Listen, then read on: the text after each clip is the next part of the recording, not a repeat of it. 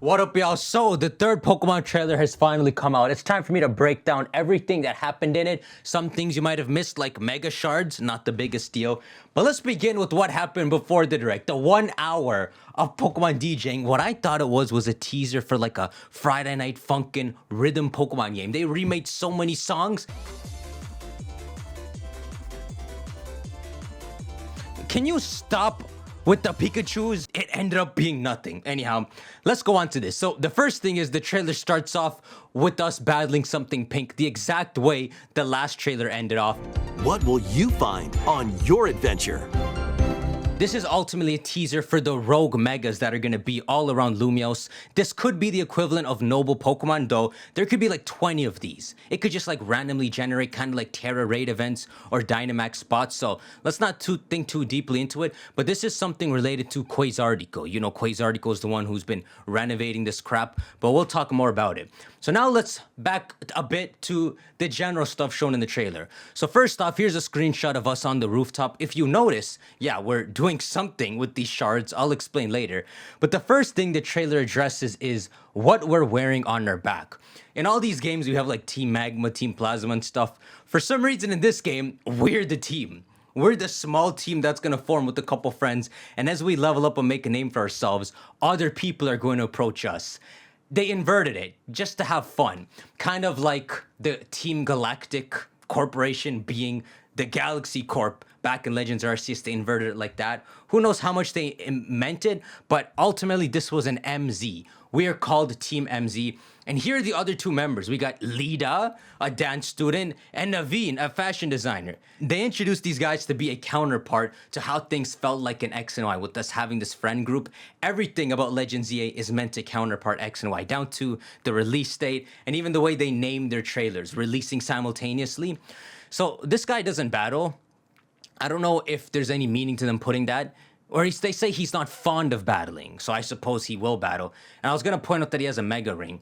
Later in the trailer, they show AZ looking suspiciously at you while staying at the hotel. Not that that needs to evolve into something like one of your friends could be evil or working for someone bad, but hey, it's just fun to talk about, right? The third member of Team MZ is your rival, who's gonna be the opposite gender to whoever you pick. Here it is down here if you need a refresher. Urban or, thank you very much, Urban or Tawny. So, here is our meeting over here. I hereby declare this strategy meeting open. We're supposed to start off as, look at that pyro over there. We're supposed to start off as something very small, just trying to do little things around the region, but clearly it's going to evolve into something where we're going to get eyes on ourselves. Let's see a bit of this. Wow, it's all the time being spent. And if you notice at one point there's AZ's Fluid, because of course you're staying at Hotel Z. Your rival also apparently works at Hotel Z, but this is the main location. So if there's anyone watching your every move, it's freaking AZ. Not that it has to evolve into anything. It's interesting. I have a general idea for how the story of this game could unfold, not the specifics of it, but how they would go about it. So remember how in Pokemon Scarlet and Violet there was the Penny quest, the Nemona quest, and the Arven quest? I think something similar might happen here. So I'll explain. So here's gonna be one of the quests, I'll say, where you're with Team MZ, and this would be linked to Quasartico, and them having you help quell the rogue mega Pokemon around the region. One of the second quests could be what involves this guy. So at nighttime, when you fight these trainers, you're going to rank up from Z rank to A rank. This would be quest 2. He has an interesting setting. He has this giant Overcool behind him. He has this King Gambit statue. And he has a whole place that he takes you to when you rank up high enough from Z rank. So let's say you go from Z to S rank. This is how I imagine it'll play out. You'll meet with this guy who has a Mega Keystone. You'll battle him. And this place is called the Rust Syndicate. And he's the boss Corbeau. So I want to imagine you get to like S rank and you'll run into, or boss Corbeau will invite you to his building. You get from S rank to M rank and you meet another boss of like Silver Syndicate. Then you get from that to A rank, you meet the boss of Gold Syndicate, something like that. But overall, that would be one of the pathways. So the first pathway is Quasartico and quelling the rogue mega Pokemon with Team MZ. And path 2 is you yourself leveling your own character up from Z to A rank and running into different bosses. What's cool, and I'll show you a clip here, is he alludes to Jet the CEO. MMZ. Well, I take financial matters very seriously. I even personally warned her, you know. I'm imagining he's talking about Jet as she's the CEO of her own company, Quasartico. He's the CEO of his own company. All these companies in Lumios probably clashing. So this will be one quest that leads to different bosses hating on Jet, I would imagine. Now remember, we don't know the specifics of these various things. They could all be merged together. Maybe all of this is part of one quest, which is why he even alludes to Jet.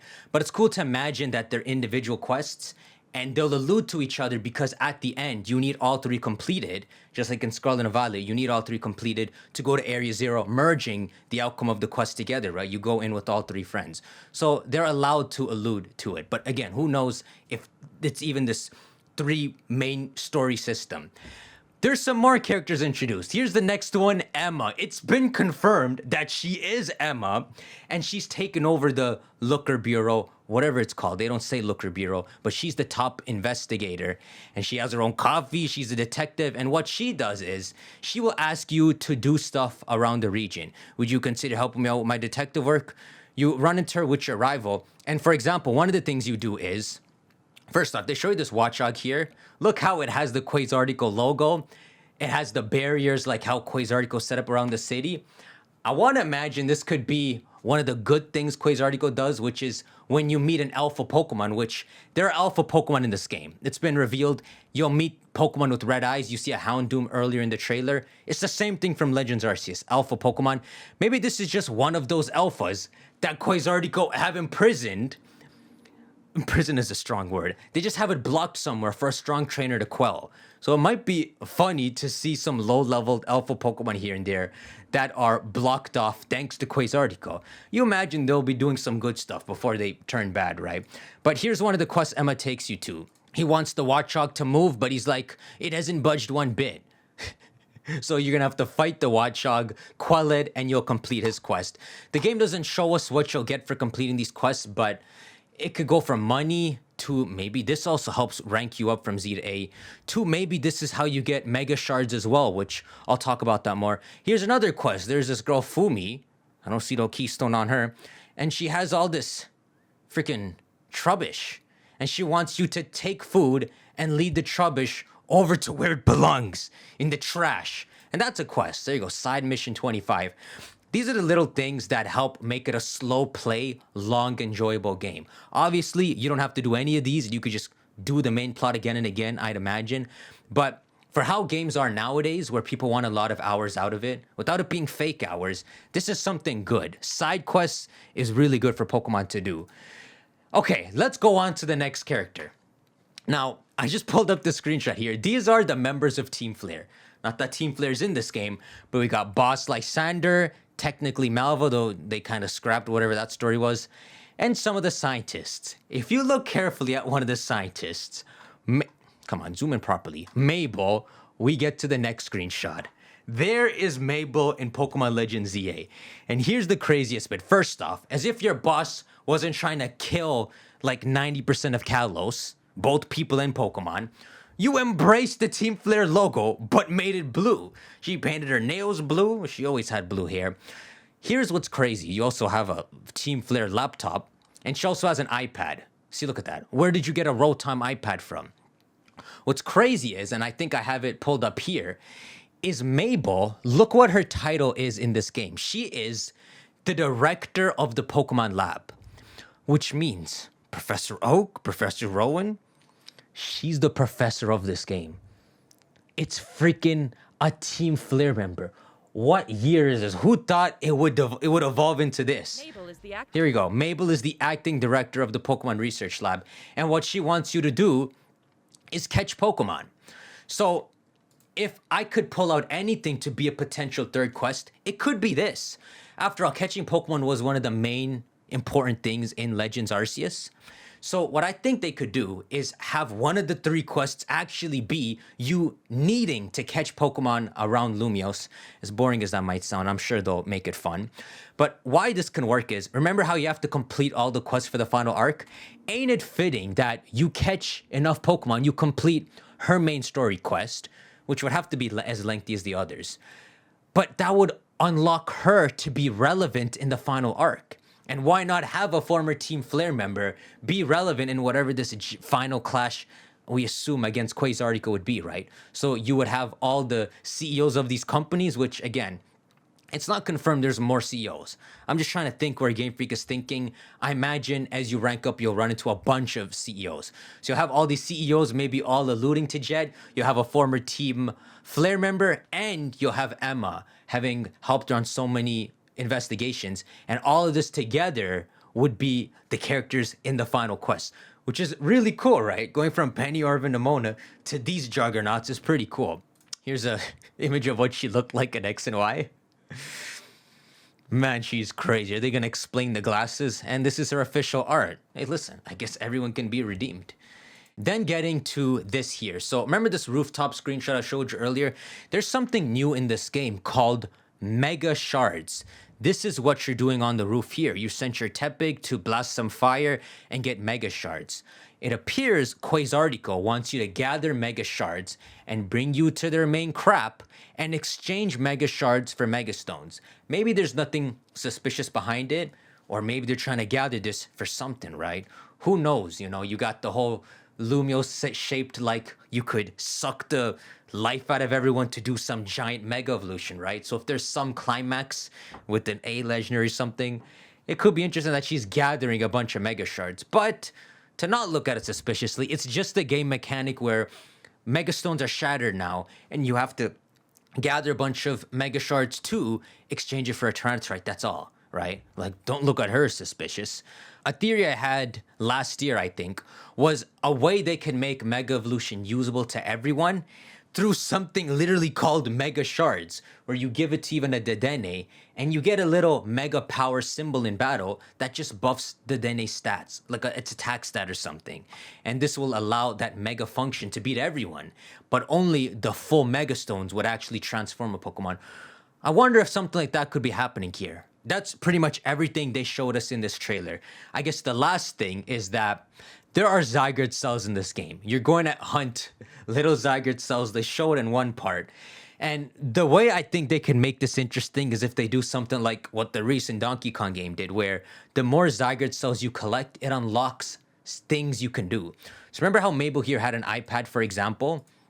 So what if you collect 10 Zygarde cells, and whatever your Rotom device is, you unlock a feature where you can heal your Pokemon an extra time, you know, anywhere. And then you go to Nurse Joy and it refills that as well.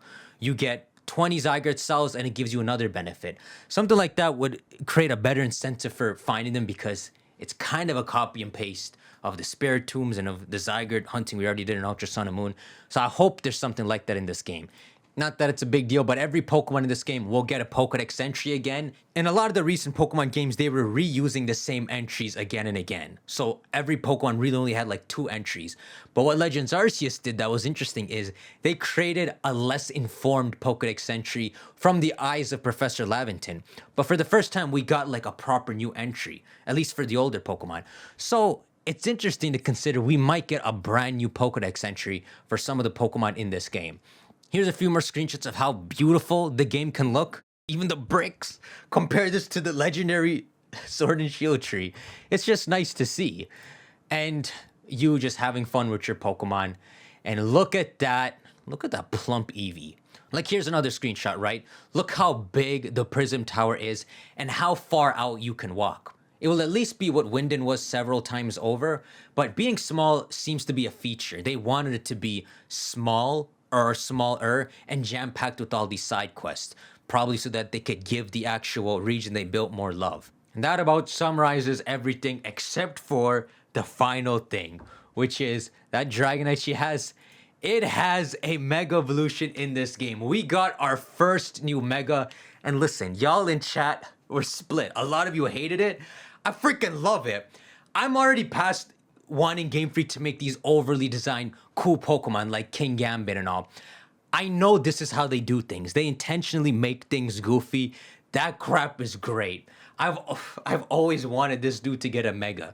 That's my brother. That's T-Tar's brother. 4 out of the original 5 pseudos had Megas. Dragonite was the only one missing. That's T-Tar, Metagross, Salamence, and Garchomp.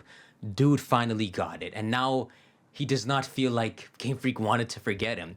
The best bit is they took inspiration from Dragonair, which is always nice because people wondered how Dragonair goes from this. They're going to try to pat it down, make it make sense. But another cool thing I noticed when you see how it fights is taking inspiration from Dragonair and having the orb, it seems like it might be a special attacker. Look how glorious it looks. They also maintain that mythical appearance to Dragonite, where it's this peaceful looking, glorious Pokemon, serene. They maintained it. They didn't give it like the sage mode eyes, slash marks and crop. They kept it looking majestic even though it's goofy.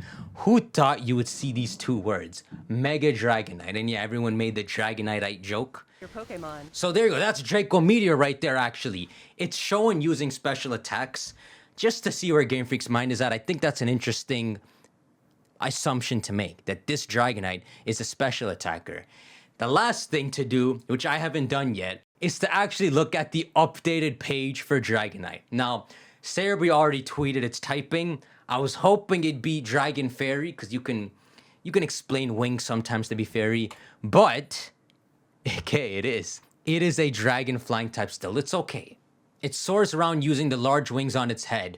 Mega Dragonite has distinctive Dragonair-like features such as the pearl on its tail and wings on its head that act as feelers, like Sylveon. Thanks to Mega Evolution, Dragonite can now fly faster and further than before. So Dragonite could always fly before with those small wings. The fact that it has better wings maybe implies its ability is no longer multi-scale and something like Aerialate, which turns normal moves into flying. I'd want them to introduce a new ability, just because, we're used to Aerialate by now. All right, this one says, even its kind-hearted nature is powered up. For Mega Dragonite, ending a Pokemon match quickly is an act of kindness. Hey, bro. Salamence turns evil and savage. This thing is a god? Its kind-hearted nature gets amplified when it Mega Evolves, and it launches powerful attacks at its opponents with the... At the same time, if it senses someone in trouble, it has the kind... This makes no sense! Mega Evolution, as of Pokemon Sun and Moon, they gave all these Mega Pokemon evil entries. Like they get corrupted and mutate and aren't in their right mind. They don't mean to be evil. And they get neurotic. Like Mega Kangaskhan, it's like freaking out over its baby. This dude... this dude can handle it? This make no sense. Either Dragonite, in its nature to being this gentle giant, is one of the few Pokemon capable of wielding Mega Evolution, or they're changing their mind on Mega Evolution and they don't want to go the Cruptious route. Let's just stick with the former for now. Give this man some credit. At the same time, if it senses someone in trouble, it has the kindness to instantly rush to their aid, even if it's in the middle of an intense battle. Bruh. Well, that's everything. Shank that like button, y'all. Now you know everything that was in the trailers. Now, closing thoughts is obviously it sucks that they didn't show much in the trailer. In the long run, this is good. We want to go into the actual release in less than 3 months, knowing as little as possible. But I think at the least they should have given us something mysterious in front of our face to speculate about, just to keep it going, right? Right now, we don't have much. We have a month before some playable demo is at Gamescom. It's kind of on the back burner. People aren't really going to tune in and check the Pokemon news every day. They're just going to wait. And I don't think that's the right way to go about it when you could have people speculating. But hey, all will be answered when we see the sales for this game in like 4 or 5 months. That's everything. Let's see if more news comes up before the demo next month. I'll cover it if it does. I'll see y'all. Take care.